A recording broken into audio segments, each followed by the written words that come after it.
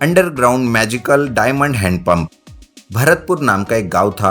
उस गांव में मदन अपनी बीवी भारती और बेटे सुंदर के साथ रहता था। वो लोग बहुत गरीब थे। उन्हें जो कोई भी काम मिलता उसी काम से उनका घर चलता था। सुंदर को अपनी परिस्थिति की जानकारी थी, इसलिए कभी भी वो किसी बात की जिद नहीं करता था। एक बार मदन काम की तलाश में गांव में घूम रहा था, पर उसे कोई काम नहीं मिलता। तब वो सोचता है, ये क्या, आज कोई काम नहीं मिला। भारती मेरे आने की राह देखती होगी, पर शायद आज भूखा ही सोना पड़ेगा। उस दिन तो सब भूखे ही सोते हैं। मदन को इस बात का बड़ा बुरा लगता है कि उसकी वजह से उसका बेटा और बीवी भूखी सो गई। इस विचार में वो रहता है कि तभी भारती मदन से कहती है, अजी कुछ करो, सुंदर को बहुत भूख लग रही है और भूख के मारे वो रो रहा है। अरे कहाँ से खाना लाऊं? मैं कैसा बाप हूँ जो आप लोगों का पेट भी नहीं भर सकता। आज फिर से कोशिश करता हूँ और खाने के लिए कुछ लाने की कोशिश करता हूँ। ऐसा कहकर मदन वहां से चला जाता है। दिन भर काम की तलाश करता है, पर उस दिन भी उसे कोई काम नहीं मिलता। मदन बहुत निराश हो जाता है और चलते चलते एक जंगल में चला जाता है। एक पेड़ के नीचे बैठ जाता है और वो सोचता है, अरे किस मुंह से घर जाऊं? उधर सुंदर और भारती मेरी राह देख रहे होंगे। थोड़ी देर यही रुकता हूँ, सुंदर तब तक सो जाएगा।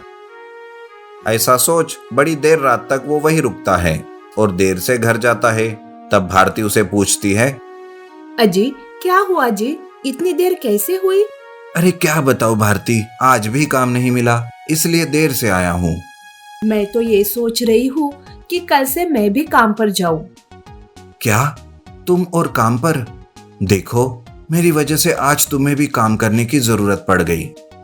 अरे ऐसा क्यों सोचते हो, मेरा भी तो फर्ज बनता है ना अपने परिवार के प्रति। दूसरे दिन से दोनों भी काम की तलाश में निकल पड़ते हैं। उस दिन उन दोनों को काम मिलता है। उस दिन सुंदर भरपेट खाना खाता है और वो बड़ा खुश होता है। अपने बेटे को खुश देखकर दोनों भी बड़े खुश हो जाते हैं। तभी सुंदर कहता है, पिताजी मुझे एक बुक चाहिए, कल लाके देना, पुरानी वाली खत्म हो गई है। ठीक है बेटा, मैं लाता हूँ कल। मदन ऐसा वादा तो करता है, पर उसे पूरा नहीं कर पाता। फिर से वो उसी जंगल में जाता है और पेड़ के नीचे बैठ जाता है कि तभी बहुत तेज बारिश चालू होती है और बिजली चमकने लगती है। ऐसे में ही एक बिजली मदन के सामने खुली जगह पर गिरती है और वो गिरते ही जमीन फट जाती है। वहां पर एक होल बन जाता है। मदन कहता है, अरे ये क्या है, चलो आगे जाकर देखता हूँ। ऐसा कहकर मदन उस होल के पास जाता है। तब वो देखता है कि वहां पर एक हैंडपंप है। मदन अंडरग्राउंड जाता है और उस हैंडपंप के पास जाकर सोचता है, अरे अंडरग्राउंड में ये हैंडपंप कैसा, किसने बनाया होगा ये? मदन ऐसा सोच ही रहा था कि तभी हैंडपंप से आवाज आती है, मदन मैं तुम्हारी मदद करने आई हूँ। ऐसे कैसे तुम एक हैंडपंप होकर मुझसे बात कर रही हो? मैं एक जादुई हैंडपंप हूँ और जो कोई मुसीबत में रहता है मैं उसकी मदद करने आती हूँ। वो कैसे? एक बार ये हैंडपंप चलाओ, फिर मुझसे हीरे ही हीरे निकलेंगे। हैंडपंप की बात सुनकर मदन हैंडपंप चलाता है। उस जगह पे हैंडपंप से हीरे निकलने लगते हैं। ये देखकर मदन खुश होता है। सारे हीरे इकट्ठा करके वो लेकर घर जाता है और हैंडपंप भी वहां से गायब होता है। हीरो को बेचकर वो अपनी सारी जरूरतें पूरी करता है। सुंदर और भारती भी बड़े खुश हो जाते हैं। इधर मदन सोचता है, मेरी तरक्की तो हो गई, पर गांव का क्या? मुझे गांव के लिए और गांव वालों के लिए भी कुछ करना पड़ेगा। ऐसा सोचकर मदन फिर से जंगल जाता है और बारिश की राह देखता है, पर बारिश नहीं होती। इस तरह 2-4 दिन बीत जाते हैं, पर बारिश ही नहीं होती। फिर एक दिन जब मदन घर में रहता है, तब वो सोचता है, लगता है अब बारिश नहीं होगी, गांव के लिए मैं कुछ नहीं कर पाऊंगा। ऐसे निराश होकर वो सोचता ही रहता है कि तभी तेज बारिश चालू होती है। वो दौड़ते हुए सीधा जंगल जाता है और उस पेड़ के नीचे खड़ा रहता है। फिर से बिजली चमकती है और जमीन पर होल बनता है। अंडरग्राउंड में वही हैंडपंप फिर से प्रकट होती है। वो मदन से कहती है, अरे मदन, तुम फिर से यहाँ क्यों आए? इस बार मैं खुद के लिए नहीं आया हूँ, मैं तो अपने गांव वालों की मदद करना चाहता था, इसलिए आया हूँ। ठीक है, तुम्हारा इरादा तो नेक है। गांव वालों की मदद करते हो तो तुम ये हैंडपंप चलाओ, मैं तुम्हें हीरे देती हूँ। मदन उससे हीरे लेकर गांव वालों की मदद करता है। ये बात गांव के जमींदार को पता चलती है। वह बहुत ही लालची रहता है। वो मदन के तरक्की का राज ढूंढ निकालता है और ठीक मदन की तरह जंगल में जाकर बारिश का इंतजार करता है।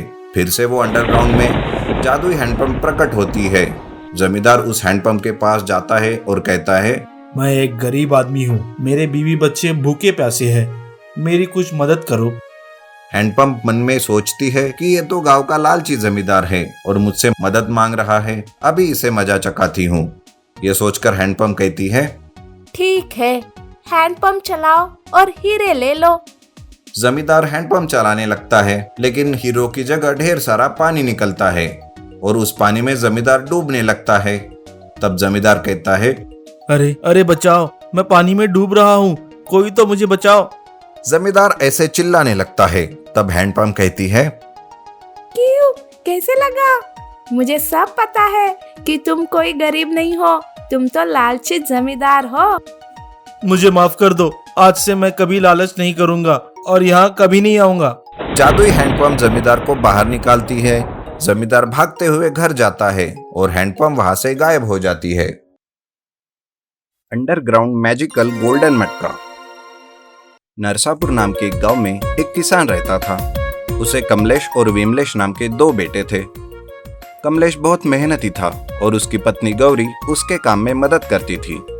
लेकिन विमलेश बहुत आलसी था और दिन भर सोता रहता था। ऊपर से पिताजी बहुत बूढ़े होने के कारण वो एक दिन दोनों को बुलाते हैं और कहते हैं, बेटा, अब मैं बहुत बूढ़ा हो चुका हूँ, इसलिए मैंने फैसला किया कि अब जो भी जायदाद है तुम दोनों में बांट दूंगा। पिताजी की बात सुनकर कमलेश कहता है, जी पिताजी, लेकिन अगर आप हमें दूसरा खेती का अच्छा हिस्सा देंगे तो बहुत अच्छा होगा। वैसे भी विमलेश भाई तो कुछ काम नहीं करते, हम दोनों ही करते हैं। हम मेहनत करेंगे और अपना पेट पालेंगे। ये बात सुनते ही बड़ा भाई विमलेश कहता है, अच्छा, और मुझे बंजर जमीन देकर मैं उसका क्या करूंगा? अरे भाई, तुम तो वैसे भी काम नहीं करते, क्या करोगे उस जमीन का? मुझे बंजर नहीं, हरियाली वाली ही जमीन चाहिए बस। अब मुझे परेशान मत करो, मैं बड़ा हूँ और सब मेरे कहने के मुताबिक ही होना चाहिए। दोनों की बातें सुनकर पिताजी जमीन का बंटवारा कर देते हैं। विमलेश को जो अच्छा जमीन का हिस्सा मिलता है वो उसे बेच देता है। इधर कमलेश और उसकी पत्नी के हिस्से में आए हुए बंजर खेत में जाकर उसे ठीक करने का दोनों प्रयास करते हैं। जब वो बंजर जमीन पर हल चलाता है तो जमीन बंजर होने के कारण उसका हल भी टूट जाता है। उसकी पत्नी कहती है, ये क्या है जी, ये जमीन तो सच में किसी काम की नहीं है, अब हम क्या करेंगे? अरे परेशान मत हो गौरी, कुछ तो करके देखते ही है। कमलेश उस जमीन पर दिन रात मेहनत करता है, लेकिन जमीन पर ठीक से हल भी नहीं चल पाता। जहां पर भी वो खुदाई करने की कोशिश करता है, हल टूट जाने लगा था। ये देखकर गौरी कहती है, अजी सुनिए, इस तरह मेहनत करोगे तो बीमार पड़ जाओगे। अभी घर चलो और कल आकर फिर से काम करो। ये सुनकर कमलेश रुक जाता है। वो दोनों घर चले जाते हैं, लेकिन कमलेश दूसरे दिन आकर फिर से हल चलाने लगता है। हल चलते हुए अचानक किसी चीज को टकराता है। कमलेश कहता है, अरे गौरी, शायद यहाँ पर कुछ है, हल यहाँ फंस गया है। गौरी और कमलेश दोनों मिलकर उस जगह पर खोदते हैं तो अचानक उन्हें वहां पर एक मटका दिखाई देता है।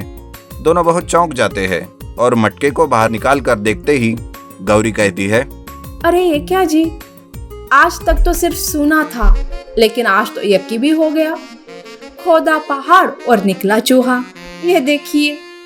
गौरी कमलेश को खाली मटका दिखाती है। कमलेश भी उसे देखकर बड़ा परेशान होता है और दोनों मिलकर घर चले जाते हैं। घर जाने के बाद उस मटके का क्या करेंगे सोचकर गौरी उसमें कुछ गेहूं रख देती है और दूसरे दिन खाना पकाने के लिए जब वो उस मटके को निकालती है तो उसमें रखे गेहूं सोने के बने होते हैं। ये देखकर गौरी कहती है, अरे ये क्या, इतने सारे सोने के गेहूं, लेकिन मैंने तो यहाँ असली गेहूं रखे थे, ये सोने के कैसे बने? लगता है ये कोई जादुई मटका है। चलो दूसरी कोई चीज रख कर देखते हैं। जैसे ही कमलेश दूसरी चीज उस मटके में रखता है, वो भी सोने की बन जाती है। ये देखकर दोनों बहुत खुश हो जाते हैं और गौरी कहती है, अरे ये तो कोई जादुई गोल्डन मटका है। लेकिन किसी को पता चला कि ऐसा कोई मटका हमारे पास है तो इसे चुराने की कोशिश करेंगे ना, तब हम क्या करेंगे?